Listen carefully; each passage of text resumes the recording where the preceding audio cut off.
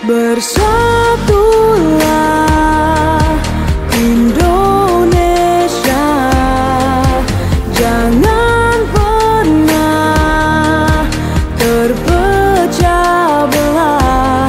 Walau kita berbeda, walau kita tak sama, Radio Republik Indonesia, kita Indonesia sesungguhnya.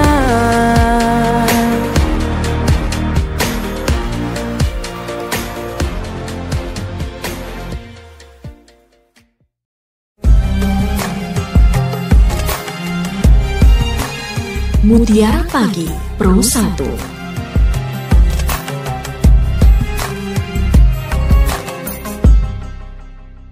Mutiara Pagi edisi hari ini di Minggu 1 Juni 2025.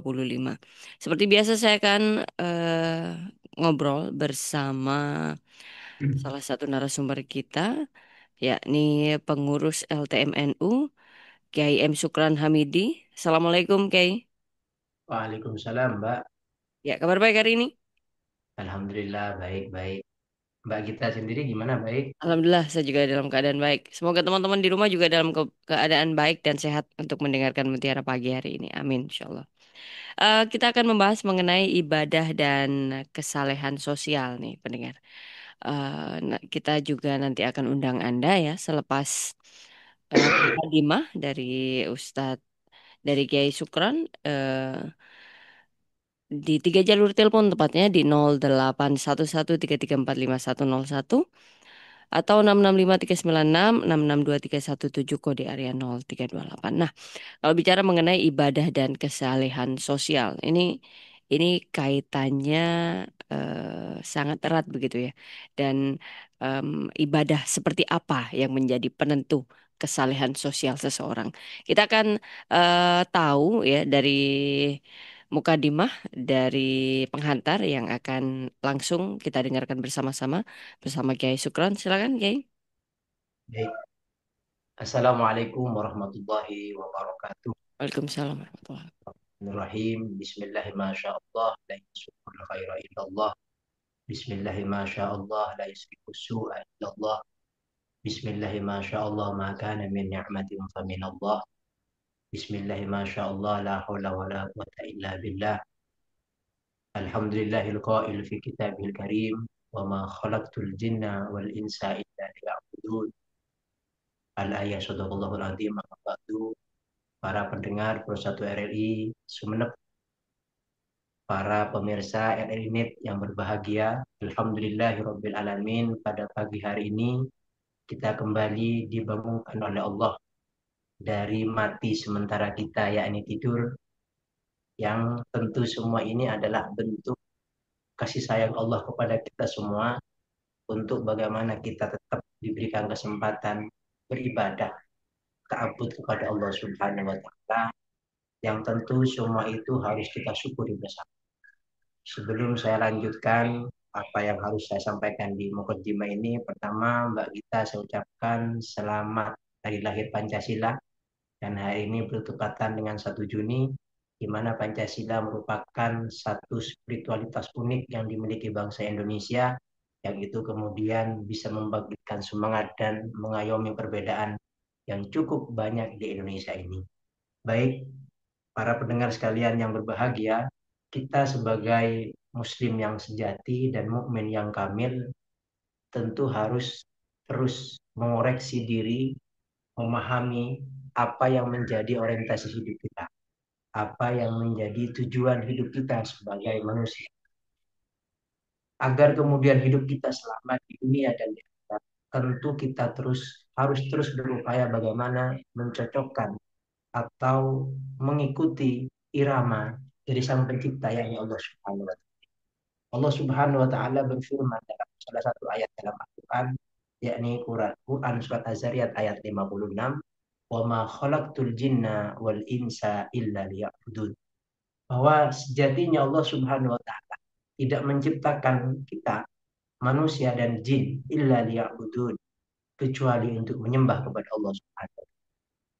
Dari hal itu kemudian maka tentu kita harus selalu mencocokkan diri, berusaha mengoreksi diri. Apakah kehidupan kita setiap saat, setiap waktu ini sudah betul-betul menyembah kepada Allah? Nah, ini hal yang harus kita koreksi.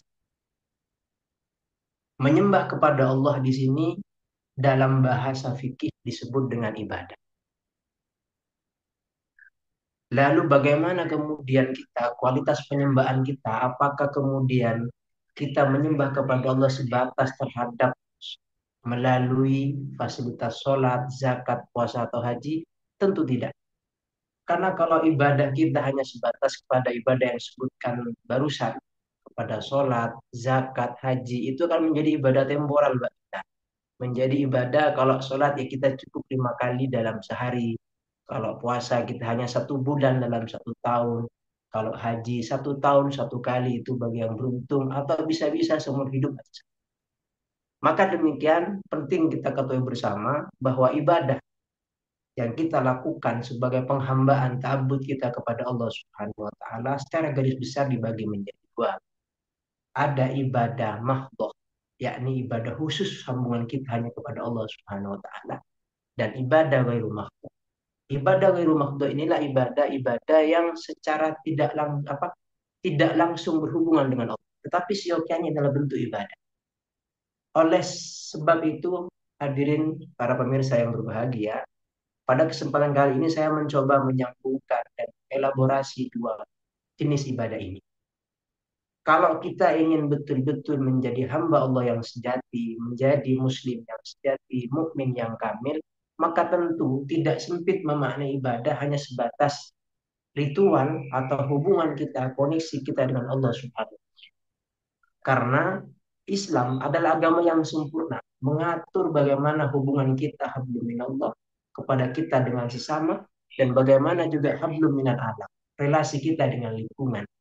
Maka dari hal itu pada kesempatan kali ini saya mencoba ingin mengurai kepada kita semuanya bahwa agar kehidupan kita dalam setiap hari 24 jam ini bernilai ibadah, salah satunya adalah dengan cara melakukan apapun yang kita lakukan setiap saat dengan didasari dengan yang namanya niat yang benar. Nabi Muhammad SAW dalam hadisnya, innamal a'malu binniyat, bahwa segala sesuatu yang kita lakukan, yang kita kerjakan setiap saat, itu digantungkan terhadap niat.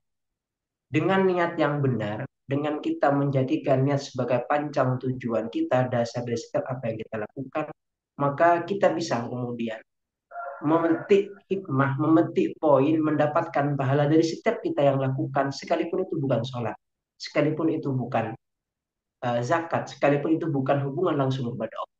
Bagaimana caranya? Caranya kita selalu mendasari apa yang kita lakukan dengan niat-niat yang benar.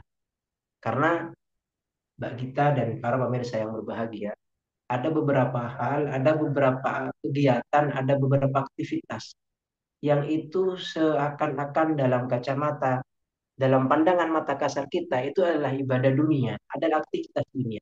Tapi dengan kita mendasarkan atau didasari dengan motivasi dan niat yang benar, hal itu bisa kemudian bernilai ibadah. Sebagaimana yang dikutip oleh Imam Zarnuji dalam kitab Ta'lim, kamin amalin yatasawwaru bi surati a'mal dunya wa yasiru bisniya min a'malil.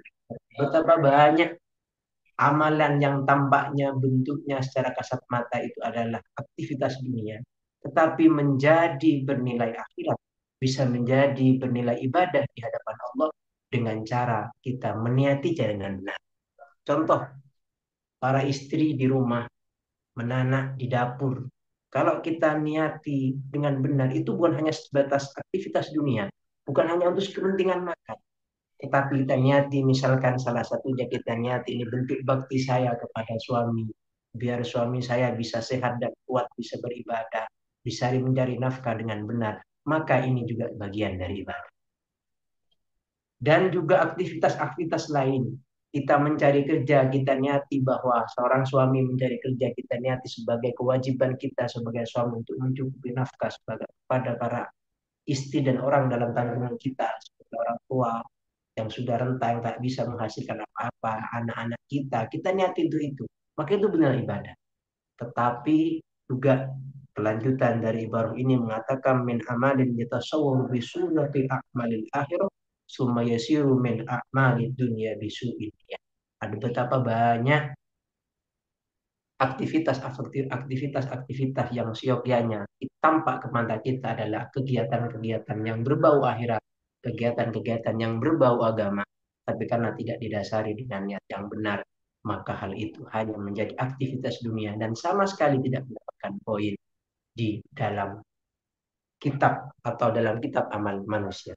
Oleh sebab itu, hadirin sekalian, para pemirsa, mari kita coba lebih dewasa dalam beragama. Kita lebih dewasa dalam beribadah kepada Allah Subhanahu wa taala.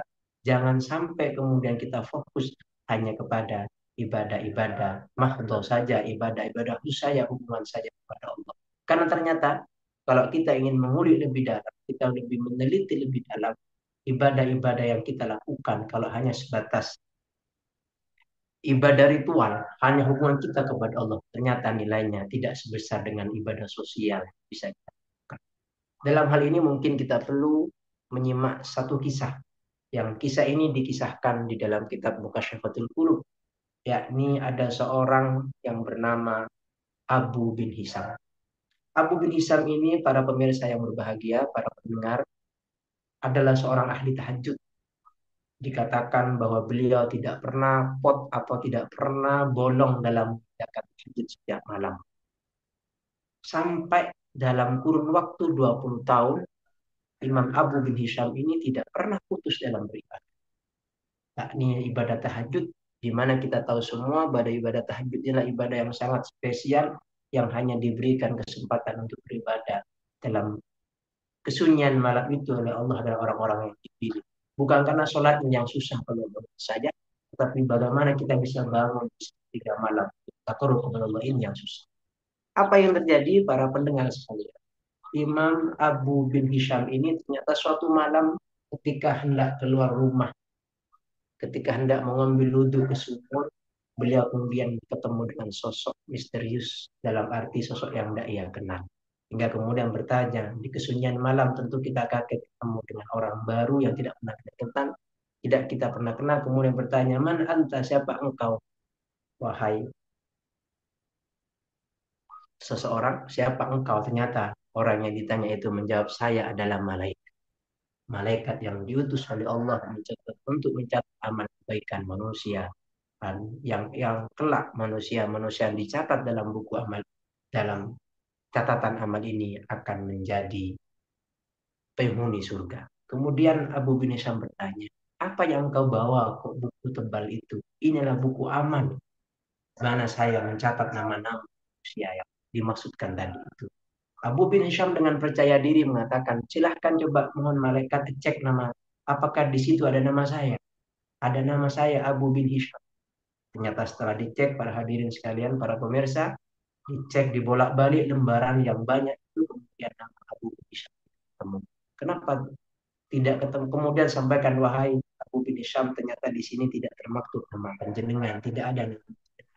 Coba lihat lagi lah, karena saya sudah ahli ibadah, saya sudah orang yang tidak pernah bolong melaksanakan sholat tahajud di kesunyian malam. Setelah dilihat lagi oleh malaikat, ternyata namanya betul-betul tidak tercantum dalam buku amal itu. Apa yang terjadi?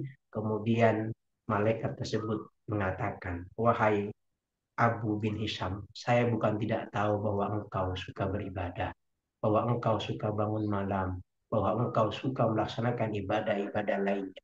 Tapi Allah Subhanahu wa taala tidak memperkenankan mencatat nama engkau dalam buku ini. Kenapa gerangan Allah Subhanahu wa taala tidak berkenan mencatat buku di kitab amal ini? Karena engkau hanya sibuk dengan urusan ritual berupa sholat dan ibadah yang mahdhah lainnya kepada Allah, tapi engkau abai dengan urusan sekitarnya, abai dengan tetangga yang sakit, tidak pernah menjenguk orang yang sakit, tidak pernah melakukan kegiatan aktivitas sosial lainnya, ataupun kegiatan-kegiatan lainnya yang itu ternyata bermanfaat untuk sesama.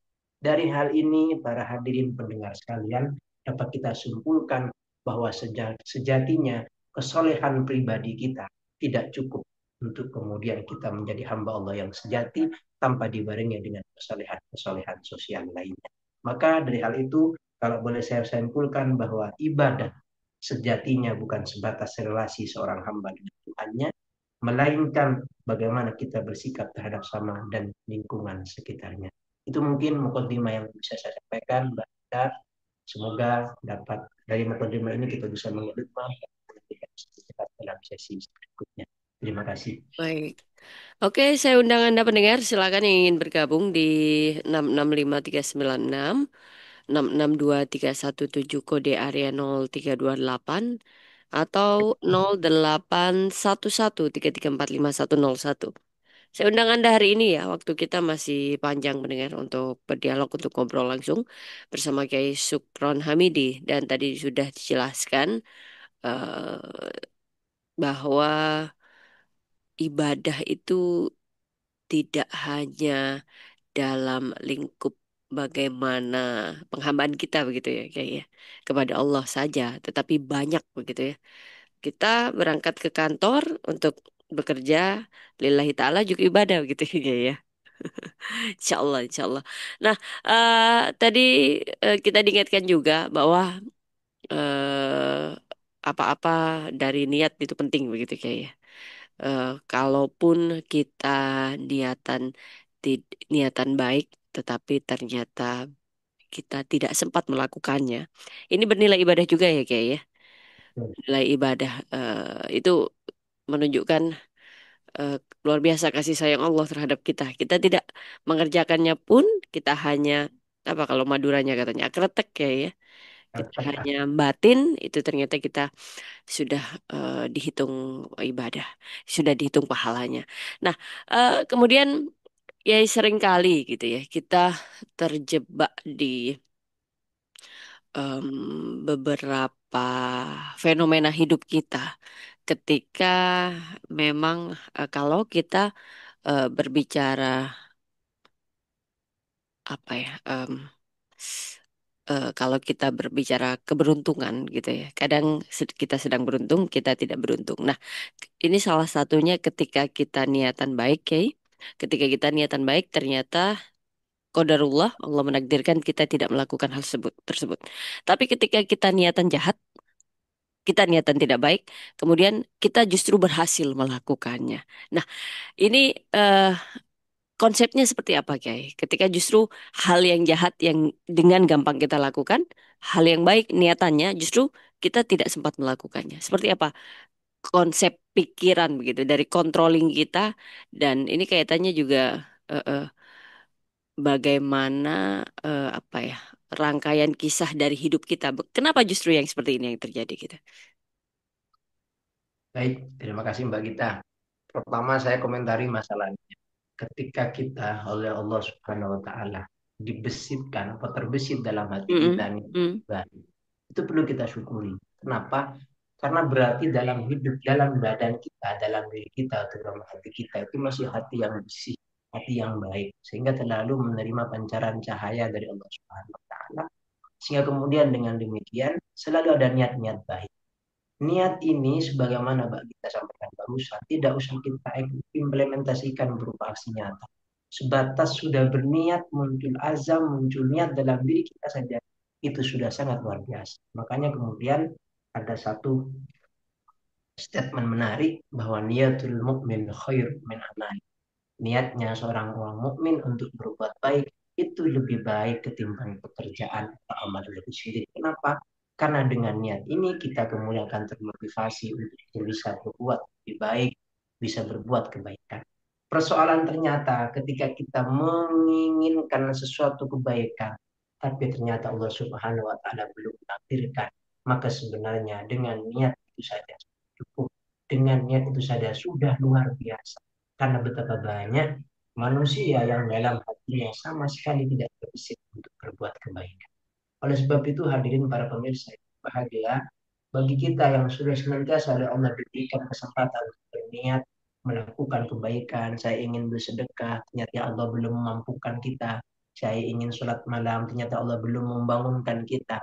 Dengan niatnya saja Anda sudah hebat.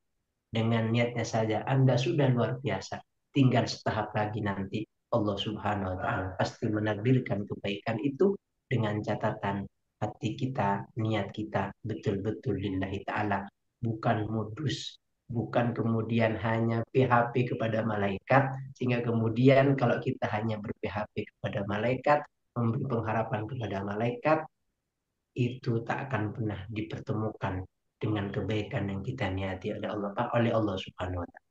Sebaiknya ketika kita kemudian berniat jelek, tanpa diniati pun terkadang terjadi.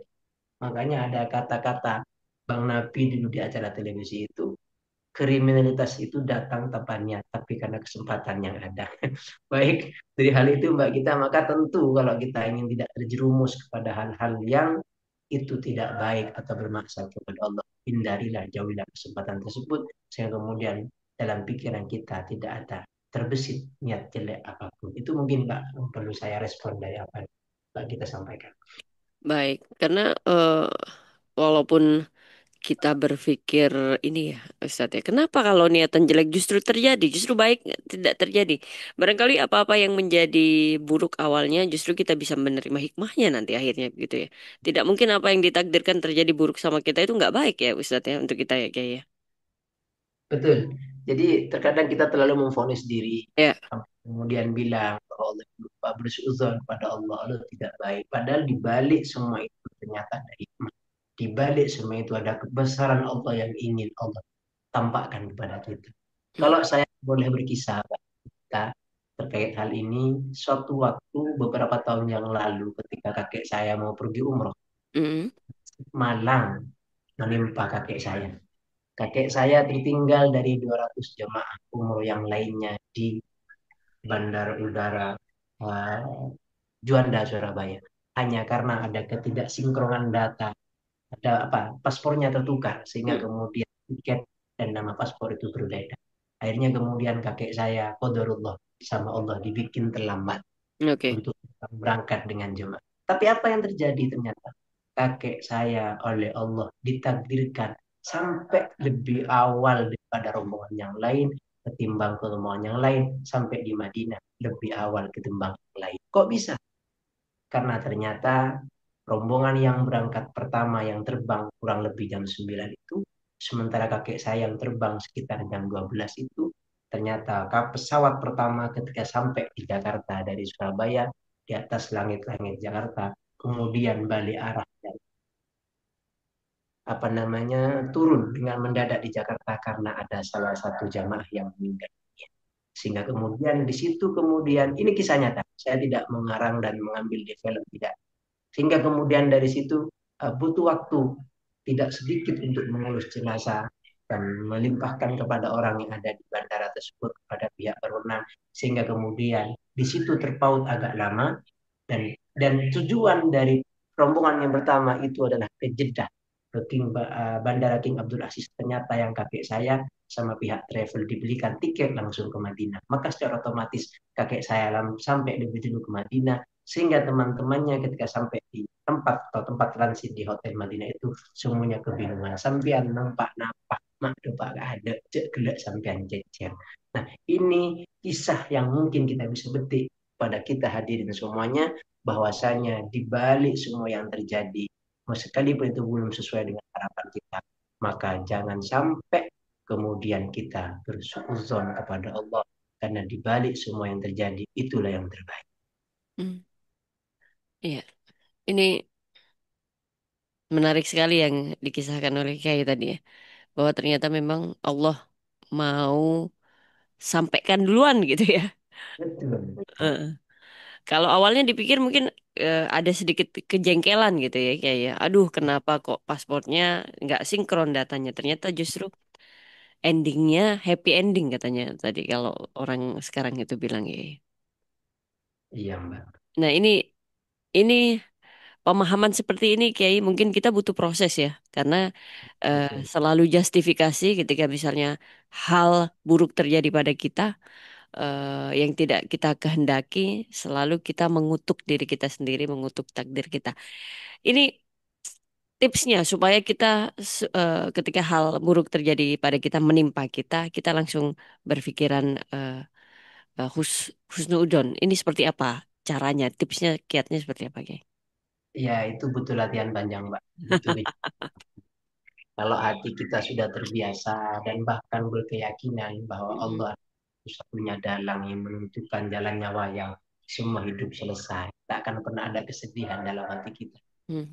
Nah, ada kata menyesal dan semacamnya.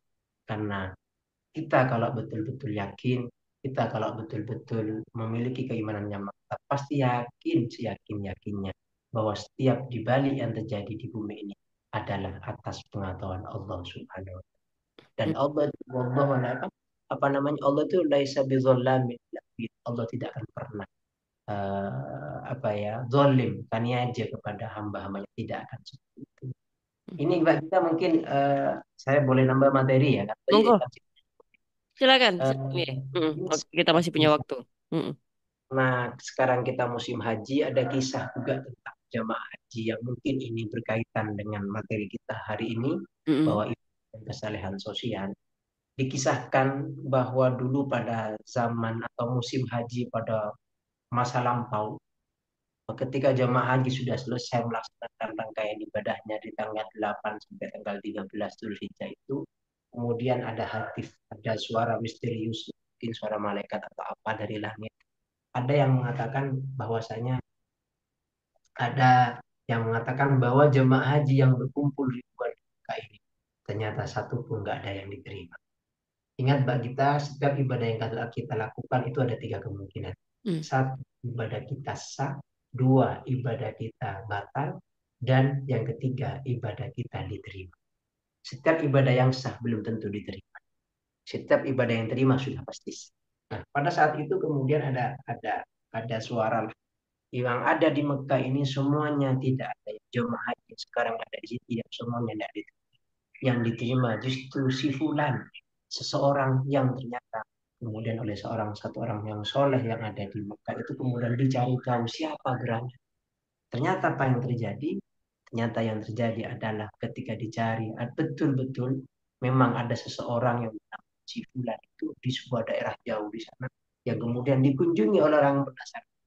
Ternyata orang yang mendapatkan pahalanya haji, orang yang diterima oleh Allah sebagai ibadah haji yang betul-betul diterima oleh Allah, itu orang yang tak mengerjakan rangkaian ibadah haji. Kenapa demikian? Setelah ditanya, wahai Bapak, kenapa engkau oleh Allah ditakdirkan sebagai orang yang mendapatkan pahala haji yang sempurna, sementara panjenengan di rumahnya, sementara kami susah payah lempar jumroh, kemudian tawaf dan sa'i dan lainnya, kami katanya ibadah kami tidak diterima. Mohon kisahkan kepada kami apa yang terjadi. Ternyata kisahnya katanya, para pendengar sekalian, si bapak itu sudah lama bertahun-tahun mengumpulkan pundi-pundi uang, memperbanyak saldo tabungan untuk berangkat haji. Tapi ternyata suatu waktu Allah Subhanahu wa taala menakdirkan istrinya lahir. Maaf, istrinya hamil. Tetapi bukan karena kehamilan istrinya yang membuat dia tidak berangkat. Tetapi karena suatu saat ketika istrinya hamil muda, istrinya ngidam. Istrinya, kata orang Madura, ubawon mbak kita ya. Mm. Mm. Ingat, selalu ingin sesuatu gitu. Yeah. Yang ternyata ingin mencium bau sesuatu dari apa ya, dari udara yang berbaran itu, yang kemudian penasaran, wahai suami, saya ingin makan ini ada orang yang masak. Ternyata si suami itu kemudian mencari sampai jauh, kemudian ketemulah bahwa di salah satu rumah yang sudah piot, rumah gedek, rumah tidak layak huni, kemudian di situ beliau ketahui sumber harumnya aroma makanan itu dari situ. Kemudian ketok gitu, tok tok tok tok, assalamualaikum, waalaikumsalam. Si bapak ini bilang, Bapak, perkenankan kami minta makanan yang sedang Bapak olah di dapurnya. Karena istri kami sedang ngidam. Ternyata si tuan rumah, mohon maaf, tidak memperkenankan untuk mencicipi makanan itu, atau memberikan sebagian lah terhadap makanan itu. Kemudian tadi, kalau memang tidak boleh Bapak, saya akan beli. Mohon maaf, ini tidak boleh juga untuk dibeli oleh kalian. Kenapa Bapak? Karena ini adalah halal bagiku, haram bagimu. Ternyata Mbak Gita setelah ditelisik lebih jauh, yang dimasak oleh suami itu, oleh istri si tuan rumah di dapur itu adalah babi. Kita tahu semua bahwa babi haram, hukumnya kita makan. Kenapa kau masak babi? Karena orang itu kelaparan. Sudah tidak ada lagi yang kemudian dibolehkan. Tidak ada lagi untuk yang dikonsumsi. Sehingga hanya halal untuk pemilik rumah atau si tuan rumah. Tapi haram untuk dinikmati oleh tamu yang ketok pintu tadi. Karena mengetahui situasi yang begitu Mbak Gita, karena sangat kelaparan, nggak ada yang mau dimakan lagi. Maka si Fulan, si bapak tadi ini, yang suaminya hamil muda itu, mengambil semua tabungan untuk pergi ke haji, untuk didermakan kepada beliau. Kepada si bapak tadi di rumahnya mengeluarkan asap makanan itu.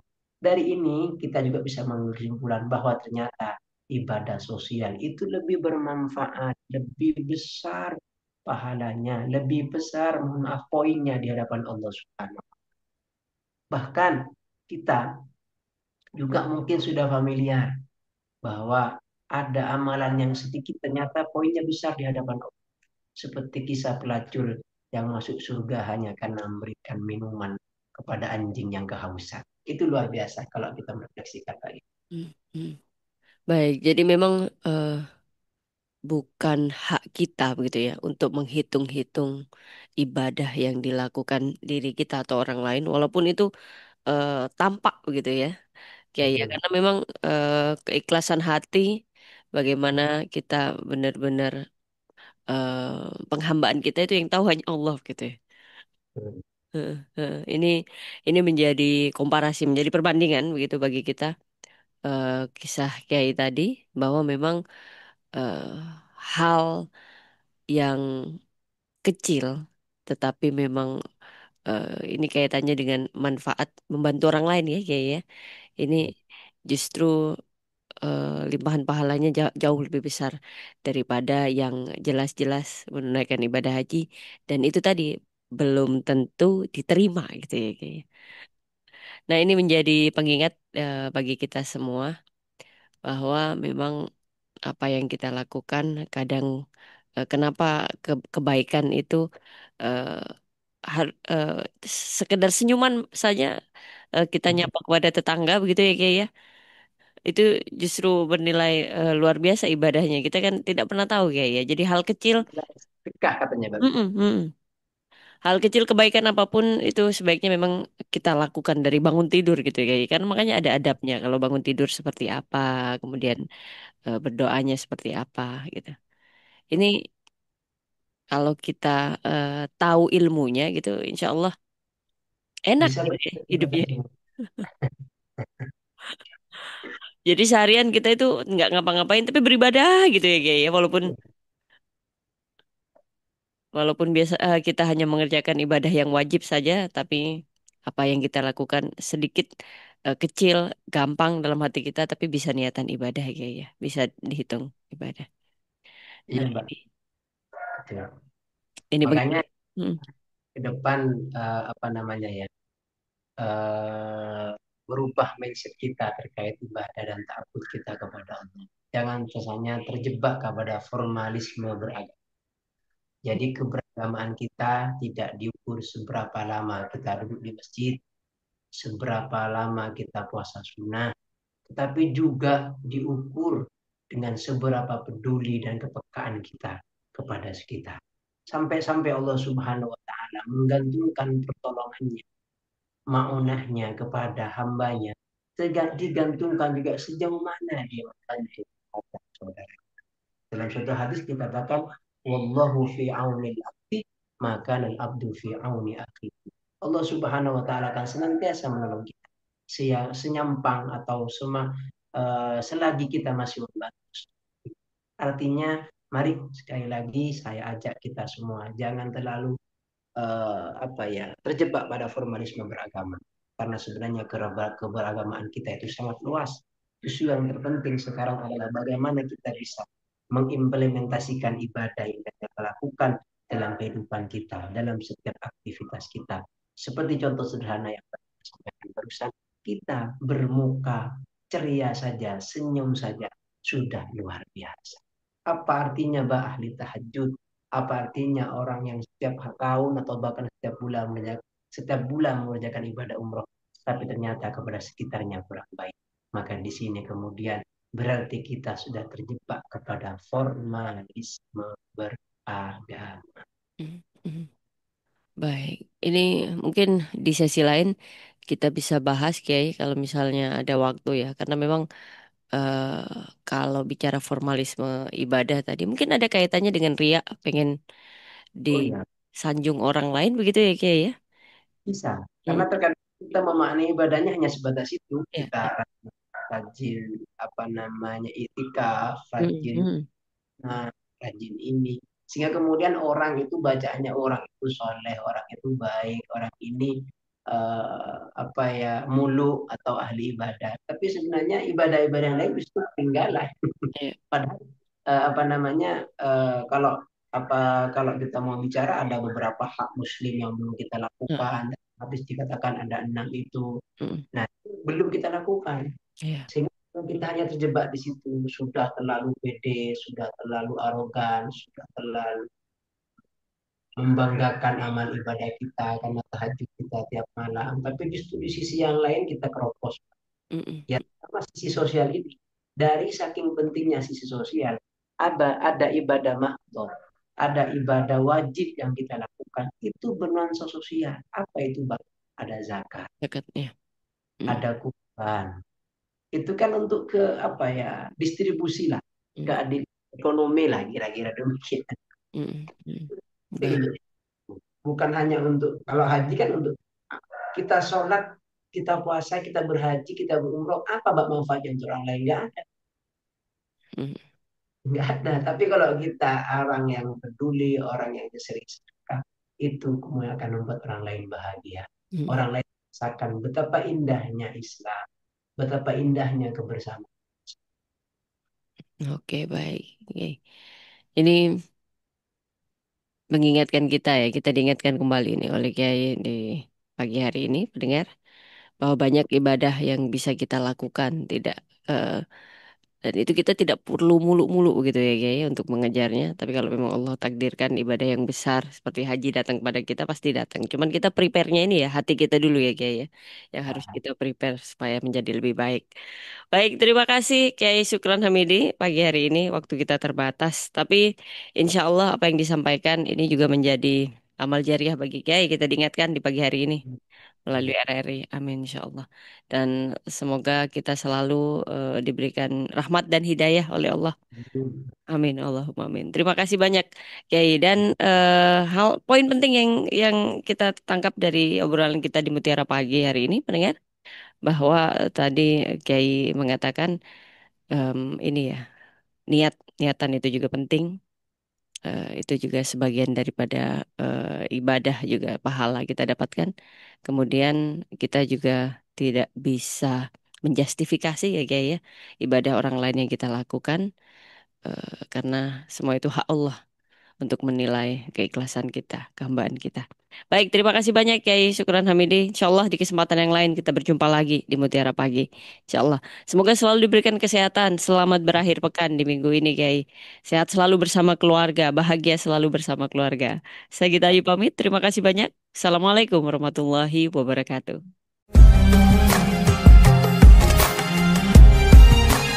Mutiara Pagi Pro 1